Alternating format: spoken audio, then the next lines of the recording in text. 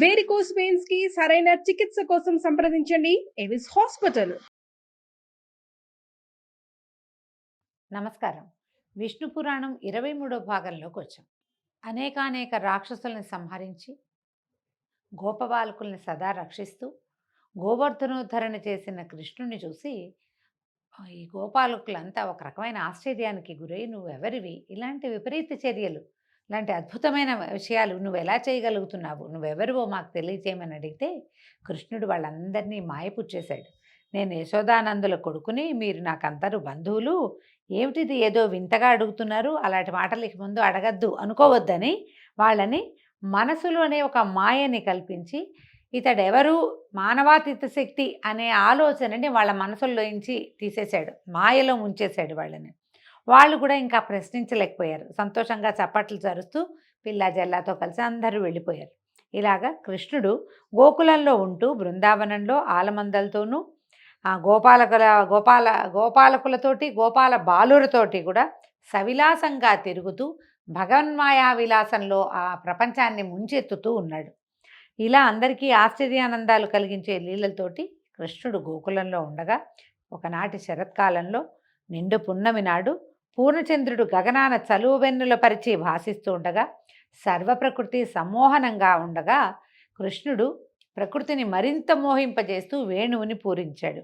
షడ్జాది సప్తస్వరాలు, వాటి మూర్ధన రాగాలు, తాళాలు, లయవిన్యాసం, స్త్రీ పురుష రాగవిలాసం, రాగ సాంకర్యాన్ని ఒక రాగం నుంచి ఒక రాగంలోకి వెళ్ళిపోతూ అనేక విధాలైన పారవస్యాన్ని కలగజేస్తూ శృతి సమ్మతంగా మ్రోగించిన ఆ వేణుగానానికి గోపిక గోపాలకులు, పశుపక్ష్యాదులు, లతాగుల్మ వృక్షాదులు ఆనంద ప్రకృతికి చిక్కి పరవశించగా, వల్లవ పల్లవాధరులు ఆ మోహనాకారుని యందు అనురాగపూర్ణ హృదయలై తమ వారికెవ్వరికీ జంకక కృష్ణుడున్న చోటికి పరుగెత్తుకుంటూ వెళ్ళారు. కృష్ణుడు వారిని చేరదీసుకొని ఆటపాటలు చెప్పి వారికి పోటీ పెట్టి ఆడించటము, పాడించటము, పొదరిళ్లలో దాగి చిన్న చిన్న కూతులతో వారిని బెదిరించటము, ఇలా వారితో గడపనారంభించారు. క్రమంగా యువకుడయ్యాడు. అలా ఉండగా ఒకనాడు ఒక గోపిక మిగిలిన వారికన్నా ముందు కృష్ణుని వద్దకు వచ్చి మారుత్రోవను యమున ఒడ్డుకు తీసుకుపోయి ఇసుక తినిపై కృష్ణునితో కలిసి విహరించసాగింది. ఇంతలో గోపికలు ఒక చోట కూడి కృష్ణుడు కనిపించదే ఎక్కడికి వెళ్ళాడు చూడండి అని విచారిస్తూ వెతకడం ప్రారంభించారు. వారిలో ఒక చోట శంఖచక్ర రేఖలు కలిగిన పాదాలను చూసింది. అది మిగిలిన వారిని కలిసి, రండి కృష్ణుని అడుగుజాడలు చూద్దురు కానీ పక్కనే ఎవరివో అడుగుజాడలున్నాయి, ఎవరితో తీసుకుపోయింది మన కృష్ణుణ్ణి అని చెప్పి ఆ అడుగుజాడల్ని బట్టి తీసుకెళ్ళింది. అలాగే అందరూ యమునా తీరానికి చేరి అక్కడ కృష్ణుణ్ణి చూశారు. పెన్నిధిని చూసిన పేదల్లాగా గోపికలందరూ కృష్ణుని చూసి పరమానంద భరితలైపోయారు. వారందరినీ చేరదీసుకుని చిరునవ్వుతో పేరు పేరున పలకరించేవాడట. తర్వాత ఒక్కొక్క గోపికకు ఒక్కొక్క కృష్ణుడై మండలాకృతిగా నిలిపి ఆటలాడించాడు. అలా చాలా రాత్రి వరకు ఆటపాటలతో గడిపి అలరించే ఆలింగనాది క్రీడలతోటి, ఆలింగనాలు చేసుకోవటం, ప్రతి వాళ్ళతోటి కృష్ణుడు మనవాడేనని భావన కలిగించేలాగా వాళ్లతో విహరించేవాడు. తెల్లవారగానే అందరూ వారి వారి ఇళ్లకు వచ్చాడు. ఇలా కృష్ణుడు వారిని ప్రతి రాత్రి ఆనందపరుస్తూ ఉండేవాడు. అన్ని జీవులతోటి కలిసి ఉండే ఆ మహాత్ముడు గోపికలతో కలిసి విహరిస్తున్నాడనేది విపరీత విషయంగా భావించిన అవసరం లేదు. అలా ఉండగా అరిష్టుడనే రాక్షసుడు భయంకరంగా వృషభ రూపంతో, అంటే ఎద్దు రూపంతో వచ్చి గోకులానికి వచ్చి అరవసాగాడు. వృషభం అంటే మన ఆంబోతు అని చెప్పచ్చండి. అయితే ఈ రాక్షసుడు పశువుల మందలో ప్రవేశించి పలు రీతులుగా ఈ గోవులని బాధించడం మొదలుపెట్టాడట. వాడి బాధ భరించలేక బోలంతమంది గోపాలకులంతా పరిగెత్తుకుంటూ వచ్చి కృష్ణ శరణు శరణు అని కేకలు పెట్టేసరికి వారికి అభయం ఇచ్చి ఆ ఆవుల మందలోకి లోపలికి వెళ్ళి ఆవులన్నీ గీవేమని అరుస్తున్నాయి, కకావికలుగా పరిగెడుతున్నాయి, ఒకే చోట కాళ్ళు తొక్కుకుంటున్నాయి. వాటి మధ్యలోంచి ఈ ఆబోతు రూపంలో ఉన్న రాక్షసుడిని అరిష్టుడిని కొమ్ములు బట్టి బయటికి లాక్కొచ్చాడట. అయితే వాడు బయటికి వస్తూనే కొమ్ములతోటి కృష్ణుడిని పొట్ట మీద పొడిచేశాడట. వెంటనే కృష్ణుడు కొమ్ములు పట్టి ఆ ఎద్దుని, ఆ ఆంబోతుని పైకెత్తి గిరగిరా తిప్పి నేల మీదకి పడగొట్టాడు. ఆ దెబ్బతో ముక్కు వెంట నోటి వెంట నెత్తురు కారుస్తూ ఆ వృషభ రూపంలో ఉన్నటువంటి రాక్షసుడు మరణించాడు. గోపకులు కృష్ణుని చుట్టూ చేరి చప్పట్లు చరుస్తూ అనేక విధాలుగా స్తుతించారు. ఇలా రామకృష్ణులు గోకులంలో పెరుగుతూ ఉండగా ఒకనాడు నారదుడు కంసుని వద్దకు వెళ్ళి అతనితో సత్కారం పొంది విశ్రాంతిగా కూర్చుని వైష్ణవాంశలతోటి రామకృష్ణులు దేవకీనందనులై పుట్టటము, నందునింట పెరగటము, పూతనాది రాక్షసులని సంహరించటము మొదలైన ఈ విషయాలన్నీ చెప్పి వెళ్ళిపోయాడు. ఉండుండి నారదుడు ఇట్లా చేస్తాడేమిటండి అనిపిస్తుంది. నారదుడు కలహాసనుడు అయినప్పటికీ కూడా ఆయన సరైన సమయంలో ఇవి చేస్తాడు. ముందు పిల్లల్ని అందరినీ పొట్టన పెట్టుకో నువ్వు అని చెప్పి ఆ పిల్లలందరి మరణానికి నారదుడు కారణమైనట్టు అనిపిస్తుంది. కాదు, వాళ్ళు మరణించవలసింది ఇతను కంసుడు వదిలేస్తున్నాడు కాబట్టి నారదుడు అతను ఎగసన దోసి చేయవలసిన క్రియ చేయించేశాడు. ఒకటి అక్కడి నుంచి ఈ పిల్లలు ఎక్కడైనా ఉండుండొచ్చు, ఏ పసిబాలుండైనా చంపేమని సలహా ఎందుకు చెప్పాడంటే రాక్షస సంహారం జరగటం కోసం చెప్పాడు. ఇప్పుడు కూడా కంసుని మరణాసన్న స్థితి వచ్చింది, అతను మరణించవలసిన సమయం వచ్చింది. దేవకీ నందులు తమ కుమారుణ్ణి, దేవకి వసుదేవులు తమ కుమారుణ్ణి స్వయంగా చూసే రోజు దగ్గర పడింది కాబట్టి ఇట్లా చాలా మాట చెప్పి వెళ్ళిపోయాడు అనమాట. కంసుడు కోపంతో భీకరరూపుడై వసుదేవుణ్ణి అనరాని వినరాని మాటలతో పొడిచి మనోవేదన కలిగించాడు. నందుని ఆలమందలను వీరభటులతోటి కైవసం చేయించాడు. భటుల్ని పంపించి ఆలమందలన్నీ లాగేసుకున్నారు. వృష్ణి భోజ అంధకులని వాళ్ళ సంపదలు కైవసం చేసుకుని నిరపరాధి అయిన తన తండ్రి ఉగ్రసేనుడిని కారాగారంలోకి పడవేయించాడు. క్రూర చిత్తులని కాపు పెట్టాడు. బాగా ఆలోచించాడు, ఎట్లా వీళ్ళని సంహరించాలి రాముణ్ణి కృష్ణుణ్ణి. ఆలోచించి యజ్ఞం పేరుతోటి, ధనుర్యాగం అనే యజ్ఞం పేరుతోటి రామకృష్ణుల్ని రప్పించి బలవంతంగా చంపటము, లేదా నా వీరభటుల చేత చంపించటము, లేదా ప్రత్యక్ష పోరాటం జరిపి సంహరించటమో చేయాలని అనుకుని అక్రూరుని పిలిచాడు. ఈ అక్రూరుడని ఆయన మనకి వసుదేవుడికి వాళ్ళకి దగ్గర బంధువు. చాలా అంటే విష్ణు చిత్తుడు అని చెప్తారు. ఆయన ప్రశాంతంగా ఉంటాడు, విష్ణు సేవలో ఉన్నాడు. అతనిని పిలిచి విష్ణు వంశతోట ఈ దేవకీ వసుదేవులకు రామకృష్ణులు అనే పిల్లలు జన్మించారట. వాళ్ళు నందుని గోకులంలో పెరుగుతూ నా వాళ్ళను కూడా చాలామందిని చంపారు అని ఇప్పుడు నారదుడు చెప్పాడు. ఇప్పుడో వాళ్ళంతా చనిపోయారు, వీళ్ళ వల్లే చనిపోయారని నారదుడు వచ్చి తెలియజేశాడు. నా తండ్రి ఇంకా నా వాళ్ళుగా ఉన్నవాళ్ళు, వాళ్ళలో నా మేలు కోరేవాడు ఒక్కడు లేడు, నువ్వు ఒక్కడివే మంచివాడివి కాబట్టి నా ఆలోచన చెప్తున్నా విను. ధనుర్యాగం అని ఒక యజ్ఞం చేయదలుచుకున్నా, ఎల్లుండి ప్రారంభిస్తాను. నువ్వు వెళ్ళి ఆ యజ్ఞానికని బలరామకృష్ణుల్ని, దుర్మార్గుడు ఈ నా శత్రువులని పెంచి పోషించిన వాడు, నా మరణకారకుడిని పెంచి పోషించిన వాడైన నందుణ్ణి కూడా తీసుకురా. ఇక్కడ వాళ్ళ పని పట్టేస్తాను. నా దాకా ఎందుకు, మా దగ్గర చాణూరుడు ముష్టికుడు అనే ఇద్దరు మల్లయోధులు ఉన్నారు, వాళ్ళ చేతుల్లో ఈ రామకృష్ణుల బతుకైపోతుంది. తర్వాత దేవకీ వసుదేవుల్ని, తండ్రి అయినా నాకు బద్ధ విరోధిగా ఉన్న ఉగ్రసేనుణ్ణి, ఇలా నా మేలు కోరని వారందరినీ యమునింటికి పంపి ఎదురు లేకుండా రాజ్యం చేస్తాను.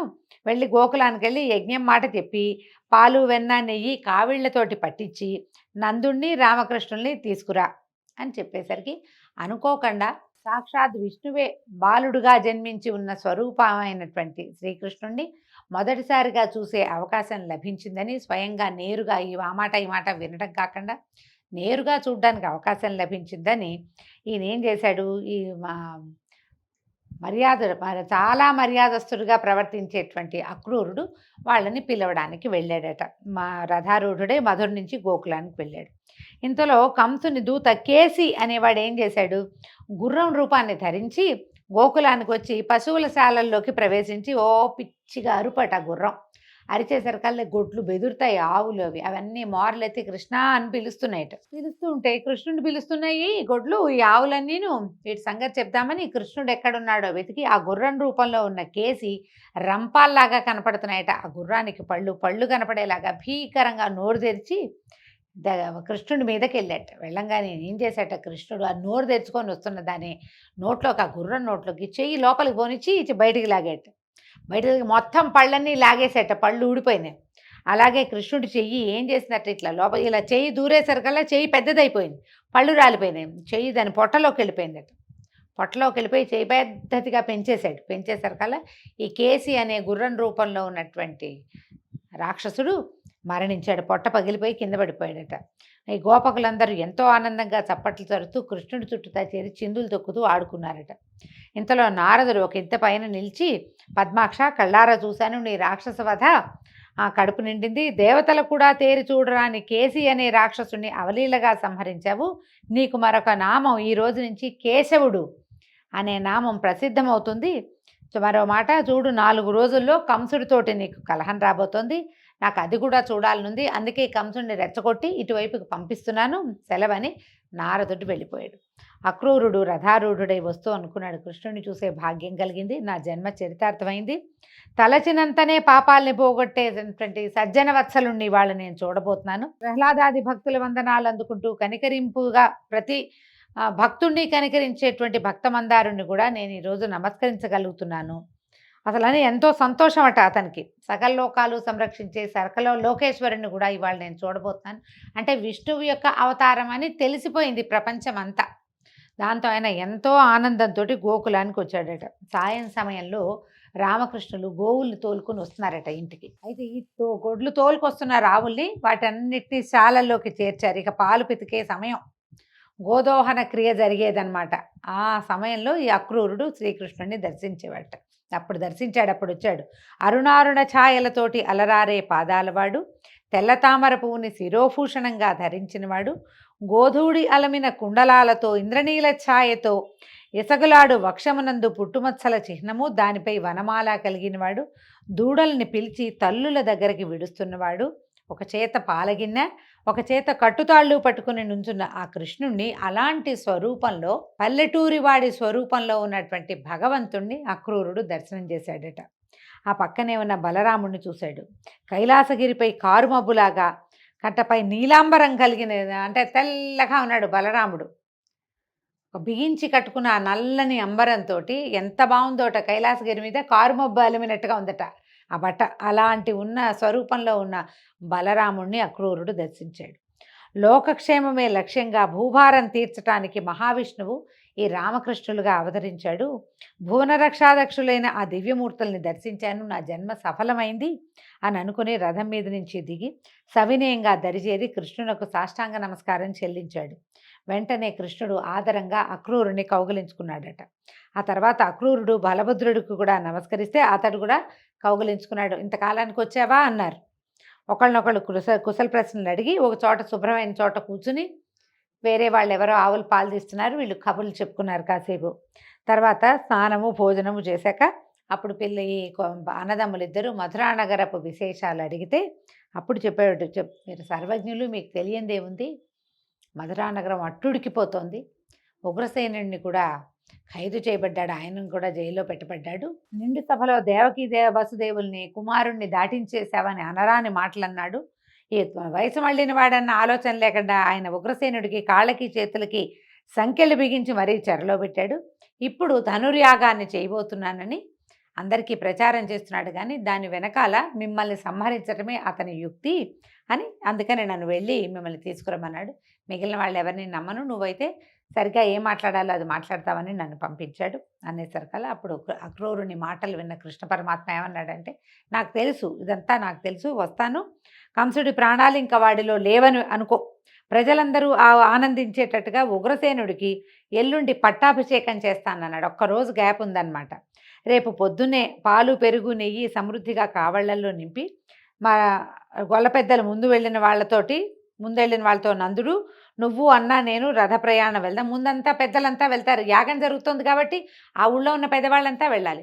నందుడు వాళ్ళతో వెళ్ళిపోతాడు, నువ్వు నేను అన్నయ్య కలిసి రథంలో వెళ్దాము, ఈ పూటకి రెస్ట్ తీసుకోమని చెప్పి అతన్ని పడుకునేందుకు ఏర్పాటు చేసి వెళ్ళిపోయాడు. ఆ రాత్రి అందరూ నందుని మందిరం మందే నిద్రించి తెల్లవారుగానే లేచారు. కాలోచిత కృత్యాలు తీర్చి పాలు మొదలైన పదార్థాల కావళ్లతోటి తగువారిని ముందు పంపించి తాను బలభద్రుడు అక్రూరుడితోటి రథారూఢులయ్యారు. రథం కదలంగానే గోపికలంతా చూశారట. అందరూ ఒక చోట చేరి కృష్ణుడితో ఎడబాటు భరించలేక విచారించడం మొదలుపెట్టారట. ఏకధారగా కారే కన్నీరు వాళ్ళ వక్షస్థలాలు తడిసిపోయేంత నీళ్లు గారిపోతున్నాయట. ఒకళ్ళతో ఒకళ్ళు అనుకుంటున్నారనమాట, నందనందనుడు మనకిన్నాళ్ళు ఆనందం కలిగించి కలిసిమెలిసి ఎడబాటు లేకుండా తిరుగుతున్నవాడు ఇప్పుడు మధుర వెళ్ళిపోతున్నాడంటే వీడికి దయాదాక్షిణ్యం లేదు, మళ్ళీ మనకి ఒకనాడైనా కనిపిస్తాడా? ఆ పట్నవాసంలో ఎంతమందో అందగత్తలు ఉంటారు, వాళ్ళందరి కనుచూపుల్లో చిక్కుకుపోతాడో ఏమో, మళ్ళీ మనని తలుచుకుంటాడా లేదా? ఈ దైవానికి దయలేదు, కృష్ణుడిని విడిచి మనం ఉండగలమా? కృష్ణుడికి మనకి ఎడబాటు కలిగించేవాడు క్రూరుడు కానీ అక్రూరుడు అవుతాడా? మనం తెగించి వెళ్ళి కృష్ణుడిని కొంగుబట్టి మమ్మల్ని ఇట్లా ఏడిపించి వెళ్ళిపోతున్నావా, మా గతి ఏమిటి అని అడిగామనుకో, మనం కుల పెద్దలు తెలిసి ఊరుకుంటారా, అందరూ కేకలేస్తారు. ఈనాటి నుంచి మన గొల్లపల్లె చిన్నబోయి ఉంటుంది, మన బతుకులు కూడా అంతే, అయ్యో మన మీద దేవుడి కనికరం లేకపోయింది అని ఏడుస్తూ ఆ రథం వెనకాలే కనిపించేవారు. అది గుర్రాల జోడ్చిన బండి ఏమవుతుంది, వేగంగా పరిగెడుతుంది. కనిపించినంత మేర, కనుచూపు మేర వరకు ఆ రథాన్ని చూస్తూ ఏడుస్తూ దుఃఖపడుతూ, తర్వాత ఇంకా కంటి చూపు కూడా అందనంత దూరానికి రథం వెళ్ళిపోయాక ఇళ్ళకి చేరుకున్నారు. అక్రూరుడు చకచక రథం తోలుతూ యమున ఒడ్డుకి చేరారు. అక్కడికి చేరేసరికల్లా ఒక మర్రి చెట్టు కింద రథం ఆపి, కృష్ణ మాధ్యాహ్నిక క్రియ తీర్చుకొని వస్తాను, అరగడిలో మీరు ఇక్కడ ఉండండి అని చెప్పి దిగి వెళ్ళాడట. దిగి ఆచమనం చేసి ప్రణవధ్యానం చేసి కళ్ళు తెరిచేసరికల్లా మల్లెపూలాగా తెల్లని నెమ్మేను, పద్మపత్రాలు లాంటి నేత్రాలు, నీలాంబరంతో భాషించే నడుము, రత్నకుండలాలు కుండలాలు ధరించిన చెవులు, అద్దాల్లాంటి చెక్కిళ్ళు, కడిమి పూమాలతో ఒప్పే కంఠము, అలాంటి మూర్తిని, అనంతుణ్ణి, గొడుగు పట్టినట్టుగా పడగలు, వాటి చుట్టూ రంభాద్యప్సరసల స్తుతిగీతాలు, వాసుకి ప్రముఖ నాగరాజుల జయజయధ్వానాలు, చేతులలో నాగలి రోకలి, సాక్షాత్తు బలరాముడే కనిపించాడట. కళ్ళు తెచ్చేసరికి నీటిలో కనపడుతున్నాడు. ఆ అనంతుడికి ముందు నీలనీరద శరీరుడు, వనమాలి పీతాంబరుడు అయిన కృష్ణుడు కనిపించాడు. ఆశ్చర్యపోయాడట అక్రూరుడు. ఇదేమిటి, స్నానం చేయడానికి వీళ్ళు రథంలోకి వచ్చాయి, ఈ నదిలోకి వచ్చారా, రథం దిగి అని వెనక్కి తిరిగి రథం వైపు చూస్తే రథంలో అన్న తమ్ముడు ఇద్దరు కిలకిలా రావాలి చేస్తూ కబుర్లు చెప్పుకుంటున్నారు, చెట్టుని చేవని చూపిస్తున్నారు, ఒకళ్ళొక్కొక్కళ్ళు పక్షుల్ని పిలుస్తున్నారు. ఇక్కడ చూస్తే ఇటు తిరిగేసరికల్లా నీళ్లలో దర్శనం కనపడుతోంది. అనంతుడు విష్ణువు కూడా కనిపిస్తున్నారన్నమాట. కృష్ణుడు కృష్ణస్వరూపంలోనే పరమాత్మ దర్శనం అయ్యేసరికల్లా ఈయన ఏమనుకున్నాడు, సరే అని మానసికంగా షోడశోపచారాలు చేసి నమస్కరించి రథం దగ్గరికి వచ్చాడట. ఈ రథం తోలటానికి ఉపక్రమించాడు. కృష్ణుడు నవ్వుతూ అడిగాడట, ఏమిటయ్యా అక్రూరా, నీ మొహం శోభాయమానంగా కనపడుతుంది, నీళ్ళలో ఏదైనా వింత చూసావా అని అడిగేసరికల్లా అప్పుడు అక్రూరుడు చెప్పాడు, నాకు కృష్ణ నీకు తెలియని వింతుందా, నీకంటే మాయ ఉందా, నీకు తెలియదా, ఇది నన్ను ధన్యుణ్ణి చేద్దామనుకున్నావు, నీ పురాతన రూపాన్ని చూపించావు, నీ దయకి పాత్రుడైన నేను నిర్విచారంగా జీవితం గడపక ఆ దురాచారుడైన ఆ కంసుడితోటి వాడికి లొంగి జీవించవలసి వస్తుంది. ఏమన్ను, తన ఇష్ట ప్రకారం నడవరాదు, శరీర సుఖం కోరుకోకూడదు, ఇంకొకళ్ళకి సేవ చేస్తూ వాడి తిండి తింటూ బతికేవాడు జీవన్మృతుడే. మా నిష్ఠారాజ్యం చెల్లదు కదా, నేను వాడి సేవలో ఉండేసరికి నేను నిన్ను స్వస్వరూపంలో దర్శించలేకపోతున్నాను అని చెప్పేసరికల్లా అప్పుడు కృష్ణుడు అతన్ని ఓదార్చి అతని మనసులో ఉన్న చింత పోగొట్టి ధైర్యము శాంతి కలిగేలాగా చేశాడట. రథం చకచకా నడిచింది. పొద్దుపోయేసరికి మధురకి చేరాడు. అప్పుడు అక్రూరుడు ఏమన్నాడు అన్నదమ్ములతో, మీరు రథం మీద కూర్చుని వస్తే కంసుడు కోపం వస్తుంది, కాబట్టి మీరు మీ తాత మీ బాబాయిలు మావయ్యలు వీళ్ళంతా కట్నాలు పట్టుకొచ్చారు కదా, పాలు పెరుగు వెన్న అన్నీ తెచ్చారు, వాళ్ళతో పాటు నడిచినండి. ఇప్పుడు దేవకి వసుదేవులను చూడడానికి వెళ్ళబోకండి, మీరు వెళ్ళడం తెలిసిందంటే ఆ దుర్మార్గుడు వాళ్ళని ఇంకా బాధిస్తాడని చెప్పి వాళ్ళ వద్ద సెలవు తీసుకుని వాళ్ళని బండి దింపేసి కంసుడి దగ్గరికి వెళ్ళాడు. వచ్చి రామదామోదరులు వచ్చారని చెప్పి తన ఇంటికి వెళ్ళిపోయాడట. సరే, కృష్ణుడు ఏం చేశాడు, అన్నయ్యతో కలిసి అప్పుడే మధురకు చేరిన గోపకుమారకులతో కలిసి రాజమార్గాన దివ్యమోహనమూర్తిగా నడిచి వెళ్తుంటే నగరవాసులంతా భక్తిని రక్తిని ప్రదర్శిస్తూ చూపులతోటే స్వాగతం పలికారట. అట్లా కృష్ణుడు వెళ్తూ ఉంటే మడత బట్టలు భుజాన ఉంచుకుని ఒక చాకలివాడు ఎదుర్రాగా ఆ మూటలో ఉన్న బట్టలు కొన్ని మాకివ్వు అని అడిగాడట. అడిగేసరికి చాకలి పెడసరంగా మాట్లాడాడు. మీ మాటలు మా రాజు కంసుడు గనక వింటే మా ప్రాణాలు పోతాయి, పోపో అని కసిరాడు. కసిరేసరికల్లా కృష్ణుడు ఎడమ చేయి చాచి వాని శిరస్సు మీద ఒక్క సరుపు జరిచాడట, నెత్తి మీద కొట్టాడు. కొట్టేసరికల్లా చాకలి శవం వాడు వెంటనే పై ప్రాణాలు పైన పోయిన తల మీద తగిలేసరికి తామస ప్రవృత్తికి తలతాడనమే కరెక్ట్, నెత్తి మీద కొట్టంగానే పడిపోయాడు, మరణించాడు. కృష్ణుడు బట్టల మూట విప్పి జిలుగువన్నే పట్టుచీర అన్నకిచ్చాడు. పసిడి జలతారంచు పచ్చని పట్టుపంచ తీసి తాను కట్టుకున్నాడు. మిగిలిన బట్టలన్నీ గోపకుమారులకి పంచిపెట్టాడు. తర్వాత ముందుకెళ్ళి పువ్వులమ్మే వాడింటికి పోయి పూదండలు అడిగాడు. అయితే వాడు భయంతో ఏం చేశాడట, భయంతో భక్తితోటి కూడా శ్రీకృష్ణుని పాదాలకి వంగి శిరస నమస్కరించి లేచి పువ్వుల దండలు ఇచ్చాడట. దేవా, నీ వంటి వాడు రావడము పువ్వులు అడగటం నా అదృష్టం, తీసుకో, ఇంకేం కావాలో తీసుకోమంటే అప్పుడు కృష్ణుడు అన్నాడు, మరేమీ అక్కర్లేదు, నీ వంశం వృద్ధి పొందునుగాక, నీకు ఈ జన్మలోనే మోక్షం కలుగాక అని వరాలిచ్చి పోయేస్తామని కృష్ణుడు బయటకు వచ్చాడట. రాచబాటలో నడుస్తూ పోతున్నాడు. అంతలో ఒక స్త్రీ కుబ్జగా ఉన్న అంగన ఎదురైందట. ఇదేంటంటే అంగవికృతి కలిగిన ఆకారం కలిగి ఉండేటువంటి కుబ్జ, అంటే వంకర టింకరగా ఉంది. ఆమె ఏం పట్టుకుంది, వివిధ సుగంధ పదార్థాలతో తీసినటువంటి చందనాన్ని ఒక పాత్రలో ఒక పళ్ళెంలో ఉంచుకుని వచ్చిందట. అయితే ఈ కృష్ణుడు అడిగాడు, అబ్బా గుమగుమలాడిపోతోంది, కొంచెం చందనం పూస్తావా నాకు అని అడిగాడు.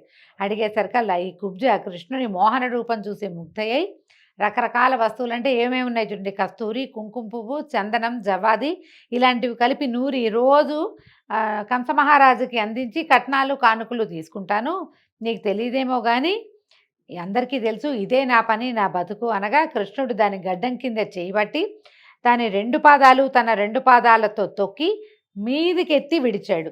ఆశ్చర్యంగా, అంటే మెడ పట్టుకుని సాగదీశాడనమాట. ఒట్టిగా సాగదీస్తే కదలదు, అందుకని ఏం చేశాడు, చటుక్కున ఆ పాదాల మీదకి పాదాలు ఉంచేశాడు. కాళ్ళు కదలకుండా బిగిసిపోయింది.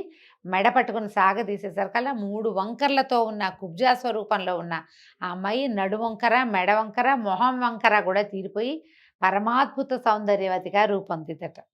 అయితే ఆమె చాలా సంతోషంతో చూసి, ఈ పూట మా ఇంటికి రావాలంటే ఇప్పుడు కాదు వస్తానని దాని చేతిలో చెయ్యేసి నవ్వుతూ రాజమార్గాన్ని వెళ్ళి అలా నడుస్తూ వెళ్ళి కంసుని ధనుశాలలో చేరాడట. అన్నతో కలిసి అక్కడ అందరి దగ్గర కనుక్కున్నాడు ధనుర్యాగం ఏమిటి అదంతా. తర్వాత యజ్ఞ విషయం తెలుసుకున్నాడు. గంధ పుష్పాదులతోటి అర్చించబడి ఉన్న పెద్ద విల్లట, అది చాలా పెద్దది. దాన్ని చూశాడు. దగ్గరగా వెళ్ళాడు దాని దగ్గరికి. వెళ్ళి ఆ ధనుర్యాగం కోసం మంత్రపూతంగా అక్కడ ఏర్పాటు చేయబడిన ఆ ధనుస్సుని అవలీలగా లేవదీశాడట. లేవదీయటం ఏమిటి, వెంటనే నారి బిగించి, మామూలుగా ధనుస్సులకి తాడు అల్లెత్రాడు బిగించి ఉండదు, ఒక పక్కన కట్టి ఉంటుంది, దాన్ని లాగి రెండో వైపు ముడేస్తారు. ఎక్కువ పెట్టడం తర్వాత కదా, ముందు నారి బిగించటమే కష్టం. అయితే ఎప్పుడైతే ఇది వంచి బిగించిన తర్వాత దాన్ని ఒక లాగుతారనమాట, దాన్ని టైట్నెస్ చూడడానికి ధనుష్టంకారం అంటారు. యుద్ధపు కథల్లో మనకి కనపడుతుంది. ఆ ధనుసు లాగితే అది పెద్ద ఢమ్ ఝమ్ అని సౌండ్ వస్తుంది, చాలా పెద్ద వైబ్రేషన్తో కూడిన శబ్దం వస్తుందన్నమాట. అయితే నారి మ్రోగించి ఉంచాడు. అయితే ఈయన ఏం చేశాడు, జమ్మని అది శబ్దం చేయటానికి ముందు దాన్ని గట్టిగా బిగించాలి, అప్పుడే వస్తుంది. ఆ బిగించేసరికల్లా అదేమైంది, టపక్కమని విరిగింది విల్లు. బిగించాలంటే ఇప్పుడు అది ఇంత నిలువు బద్దగా ఉంది, ఒకవైపు తాడుని తీసి రెండో కొసకి బిగించాలి, ఒక కోటి నుంచి రెండో కోటికి లాగాలన్నమాట దాన్ని. ఈ 2 కోట్లకి లాగేటప్పుడు ఏమవుతుంది, విల్లు వంగిపోతుంది. మన రాముల వారు కూడా శివధనుర్భంగం అట్లాగే చేశాడు. అదే శివధనుర్భంగాన్ని ఈ కృష్ణ పరమాత్మ కూడా చేశాడట. విల్లు విరిగేసరికల్లా పెద్ద మోత వచ్చింది. ఇంతలో ఆయుధాగారంలో కాపలాగా ఉన్న వాళ్ళు వీరభటులంతా మీదకొస్తే ఒక భీకరంగా సింహనాదం చేశాడట కృష్ణుడు. అక్కడి నుంచి చాలామందిని కొట్టేశాడు. ఆ ధనుసు ముక్కలైంది కదా, అన్న తమ్ముడు చెరో ముక్క పట్టుకుని ఉన్న వాళ్ళందరినీ చిత కొట్టేశారు.